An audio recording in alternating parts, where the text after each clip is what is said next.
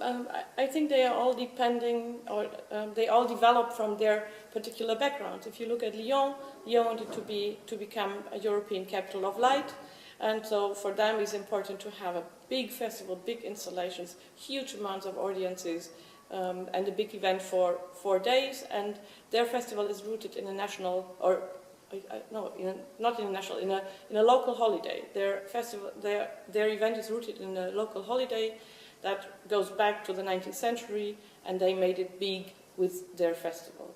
If you look at a city like Lüdenscheid or at Eindhoven, which I founded as well, then it comes from the lighting technology, because you have the companies there that take care for lamps and lighting fixtures, and they say, okay, let's put some energy to celebrate light, and then you have a different development.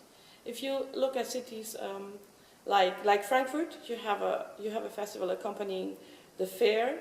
The idea in the beginning was that those who go to the fair go to the festival in the night. That never happens because the fair people are busy, but it became popular in the city.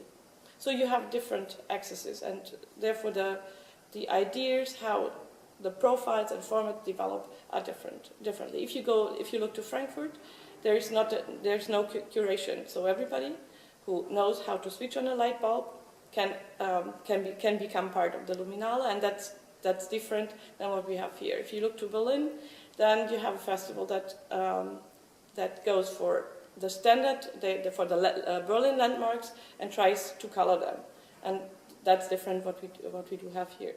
I actually think that the difference is not that big. Everybody told me before I started to work with those partners, everybody told me it will be very different, and it's almost impossible to do a good light festival and so on.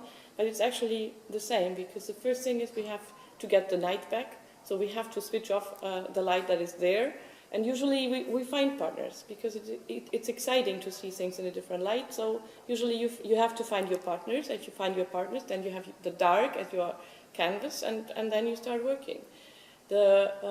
We have been exchanging works all around the world, coming from different festivals. So we bring somebody like Robert Sochatzky with the big poster work in this edition of Lichtrouten. He just has been to Peru, and he was highly appreciated because I worked with the curator there. And other works from like Francesco Mariotti we had here in Lüdenscheid as well, and he went to Singapore and they liked his work as well. So I think it's really nice that there's an international network, and that we try to promote each other's works, which we can come up with during the festivals. I think there is a new festival emerging in Ghent, in Belgium, and Kat Herbrand is the curator there, and I think she actually does an amazing job. That's quite good to see.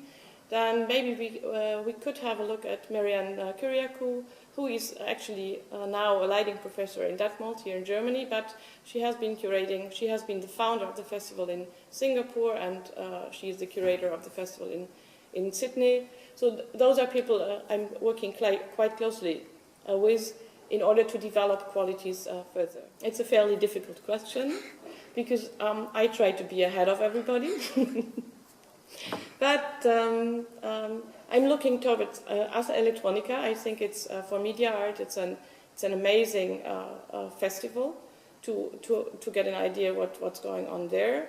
I try to be familiar with what is going on in lighting design, and I think it would be actually nice to have a festival that really focuses on the particular qualities of lighting design. And I'm trying to be aware what is going on in the theater and dance world, because they have been changing as well.